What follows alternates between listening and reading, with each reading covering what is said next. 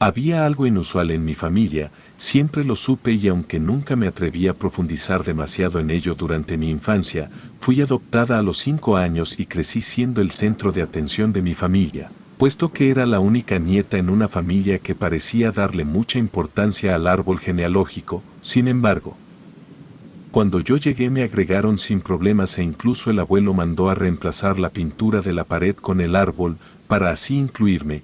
Incluso a mis 5 años nunca me había sentido tan incluida en toda mi joven vida, pero también, rápidamente noté que ni una sola niña había nacido durante generaciones. Los miembros de mi familia eran todos varones, con la clara excepción de sus respectivas esposas, una extraña coincidencia que siempre me desconcertó. A medida que crecía, mi curiosidad aumentaba. ¿Por qué nadie en mi familia tenía hijas? Cuando preguntaba al respecto, mis padres siempre me decían que era una cuestión de genética, que simplemente no se había dado la ocasión. Acepté esa explicación durante mucho tiempo, pero a medida que me convertía en una adolescente, empecé a dudar de su veracidad. ¿Podía ser acaso un asunto genético que todos los descendientes de mi familia fueran varones? La vida siguió su curso y yo me olvidé en gran medida de mi curiosidad adolescente, hasta que un día durante una comida familiar, una de mis tías más cercanas anunció que estaba embarazada. El júbilo llenó la habitación y todos parecían emocionados por la noticia, sobre todo a mí, puesto que yo soy una persona a la cual siempre le han gustado los bebés y estaba ansiosa por conocerlo, pero esa alegría pronto se transformó en terror y decepción. A las 18 semanas de embarazo, cuando el médico nos dijo que el bebé era una niña, mi familia cambió de repente. La abuela y mi madre lloraron en silencio, pero lo que más me sorprendió fue su expresión de decepción. Me costó entender por qué estaban tan devastadas por el hecho de que mi tía iba a tener una hija, puesto que en lo personal, la noticia me gustaba bastante. Por fin tendría una prima, en lugar de tantos primos. No me malentiendan, amo a mis primos, pero en el fondo siempre había querido a una prima. Cuando le pregunté a mi madre sobre esto, su respuesta me desconcertó aún más.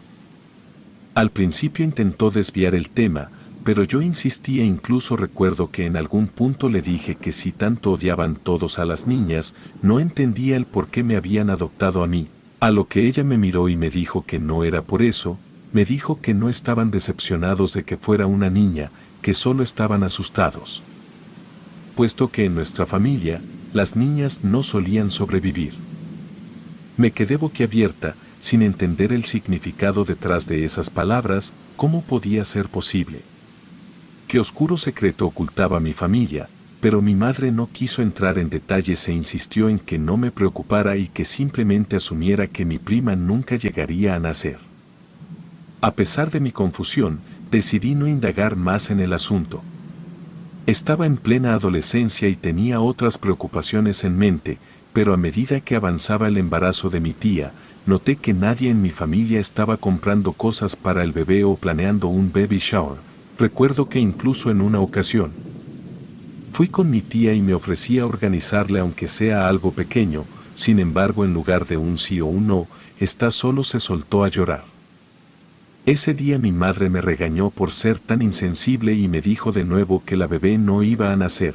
Sin embargo, a pesar de que todos decían eso, yo podía notar que su embarazo seguía con normalidad, lo que era aún más confuso para mí. Finalmente, el día del parto llegó y con él, más interrogantes y misterio. Las contracciones se hicieron más fuertes y en lugar de llamar a una ambulancia o llevar a mi tía al hospital, mi familia se preparó en la casa del abuelo. Todos estaban ayudando, pero nadie me explicaba por qué mi tía debía dar a luz en casa. Las miradas preocupadas y los susurros a mis espaldas aumentaban mi ansiedad. Me quedé en medio de la habitación, rodeada de familiares que se movían con nerviosismo. Mi madre estaba ahí, aunque su expresión era un enigma, y mi abuela, que había estado llorando desde que mi tía anunció su embarazo, sostenía un amuleto entre las manos, murmurando palabras incomprensibles en un idioma antiguo, y el abuelo supervisaba todo, como si estuviera a cargo de un extraño ritual. Desesperada, me vi en medio de una situación que nunca imaginé presenciar. Entre el tumulto y la falta de manos, me pidieron que ayudara a pasar toallas y utensilios necesarios para el parto. Estaba ahí, viendo cómo mi tía luchaba en medio de gritos y dolores mientras mi familia se apresuraba a asistirla. Horas se convirtieron en una eternidad mientras el bebé luchaba por ver la luz. Durante ese tiempo, me encontraba sumergida en pensamientos perturbadores. ¿Por qué mi madre me había mentido de esa manera, diciéndome que las niñas en mi familia no nacían? Cuando en ese preciso momento, estaba siendo testigo del nacimiento de una niña directamente del árbol genealógico de mi familia.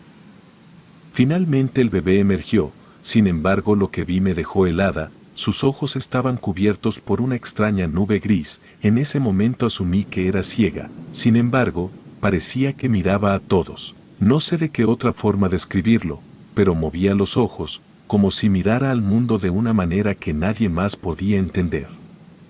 No lloró, como era habitual en los recién nacidos, pero lo que siguió fue aún más aterrador. Emitió un grito desgarrador, un chillido que parecía el lamento de alguien que estaba sufriendo el peor dolor de su vida. Acto seguido se quedó inmóvil y murió. La habitación se llenó de silencio, nadie sabía cómo reaccionar y era como si todos hubieran estado esperando este desenlace de antemano, pero aún así, en el fondo de cada uno, estaba la esperanza de que sobreviviera y su muerte no dejaba de ser dolorosa. Hubo un funeral, una ceremonia extraña en la que la niña que solo había vivido durante unos segundos fue despedida con una solemnidad inquietante.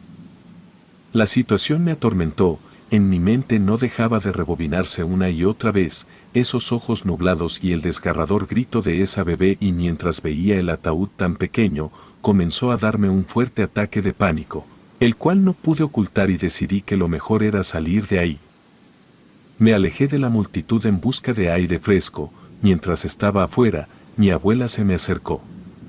Me dijo que no me preocupara, que esto no tenía que ver conmigo y que con suerte, podría darle una bisnieta, como yo. Intrigada, le pregunté cómo sabía eso.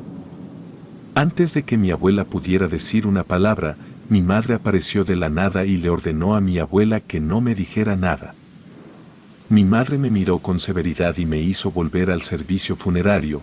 Mientras me alejaba escuché a mi madre susurrándole a mi abuela que no quería que yo supiera nada de eso. Querían mantenerme alejada de todo y si mi abuela revelaba algo, se verían forzados a alejarme de ella y de cualquier miembro de la familia para protegerme. La confusión y el miedo se apoderaron de mí. ¿Qué oscuro secreto guardaba mi familia? ¿Por qué estaban tan decididos a ocultármelo? Me encontraba en un torbellino de preguntas sin respuestas y nadie estaba dispuesto a darme ninguna explicación. Los años pasaron y me encontraba a punto de cumplir 17 años. En ese momento algo extraño sucedió. En la víspera de mi cumpleaños, tuve un sueño inquietante que permanece grabado en mi mente hasta el día de hoy. El sueño comenzó en una vieja casa, una mansión majestuosa que yacía en ruinas. Era evidente que nadie había vivido ahí durante décadas. Aunque en el sueño no tenía una razón clara, sabía que esta casa había albergado en algún momento a una familia adinerada con valiosas pertenencias. Con determinación, comencé a explorar cada rincón en busca de joyas o dinero. En algún momento, entré a una de las habitaciones pues había un buró en el que parecía haber una caja de un joyero. Abrí la caja y para mi sorpresa, solo encontré cenizas como las de un cigarrillo. Desconcertada cerré la caja y me di la vuelta, solo para encontrarme con una cama que no estaba ahí antes. Pero entonces, cuando me di la vuelta para marcharme, choqué con una anciana alta de piel morena y cabello extremadamente largo, puesto que a pesar de tener trenzas, estas casi le llegaban hasta el suelo. Sus ojos grises me miraban fijamente, recordándome la extraña niña que nació años atrás. La anciana me dijo que las joyas le pertenecían y que debía dejarlas donde las encontré, aunque no sabía por qué en el sueño, me negué a obedecer. Corrí hacia la puerta decidida a escapar con mi botín. Sin embargo, los pasillos de la casa parecían infinitos, con más puertas de las que cualquier casa podría albergar. Lo más aterrador no era la arquitectura de la casa, sino la voz de la anciana que resonaba en todo el edificio, exigía que le devolviera sus joyas y me advertía de consecuencias mortales si no lo hacía. A pesar de ser una persona que valoraba la ética, en el sueño actuaba de manera completamente diferente, decidida a no devolver las joyas. Abrí una puerta y me encontré nuevamente con la anciana, acompañada de otras mujeres. Estaban formando un círculo en la habitación, en el centro del cual había una pila de hojas empapadas en un ámbar amarillento y maloliente. Después de ver la perturbadora escena en el sueño, quedé aterrada sin entender realmente lo que estaba ocurriendo. Al dar un paso hacia atrás, la madera crujió bajo mis pies, lo que alertó a las mujeres en la habitación. Sus sonrisas eran siniestras y extrañas, las cuales me enviaron escalofríos por la espalda y todas ellas en un coro macabro, me exigieron que devolviera las joyas de inmediato. Sin embargo, en lugar de obedecer, retrocedí y comencé a correr, desesperada por salir de esa casa que se había convertido en una pesadilla. Mientras escapaba, las voces resonaron nuevamente, pero esta vez no exigían las joyas, sino que parecían estar en una especie de cuenta regresiva que comenzaba desde el número 25.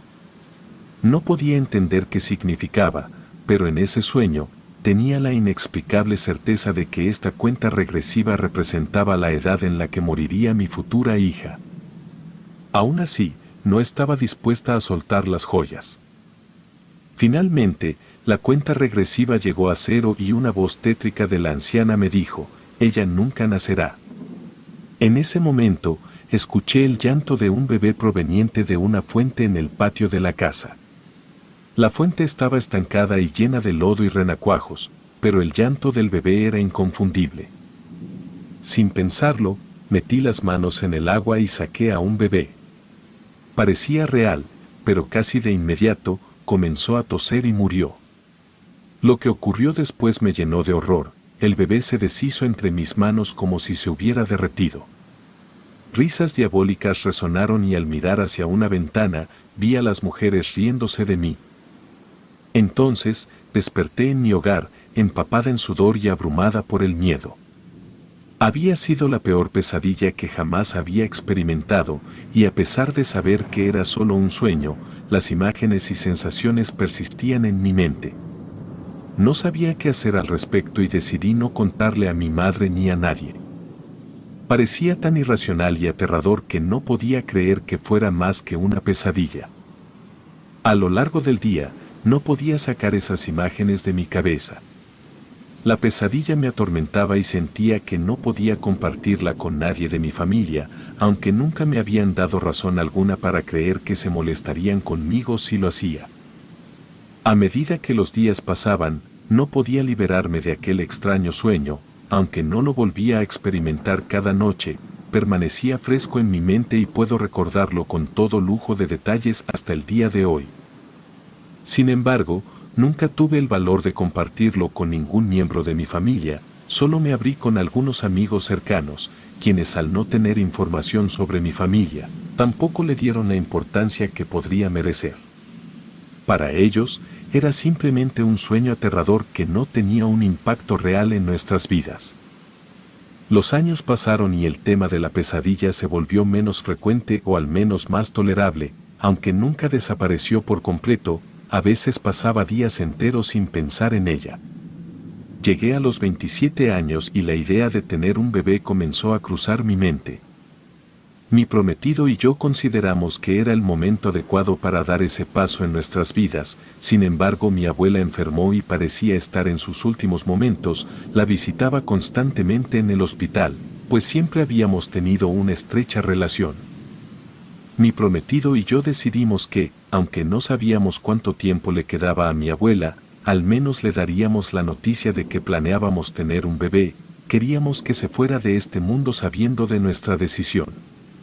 Pero justo el día en que íbamos a compartir nuestras intenciones, tuve ese aterrador sueño nuevamente.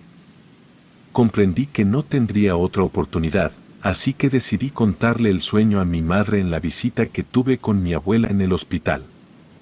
Le expliqué que había tenido el sueño cuando cumplí los 17 años. pero que no se lo había querido decir a ningún miembro de la familia. Mi abuela escuchó horrorizada y lágrimas llenaron sus ojos. Mi madre se disculpó, lamentando que creyera que podía escapar de la maldición de la familia adaptándome. Me dijo que la disculpara por haberme traído a una familia maldita. Mi abuela también estaba visiblemente preocupada y yo estaba confundida. Les exigí que me explicaran a qué se referían con la maldición de la familia.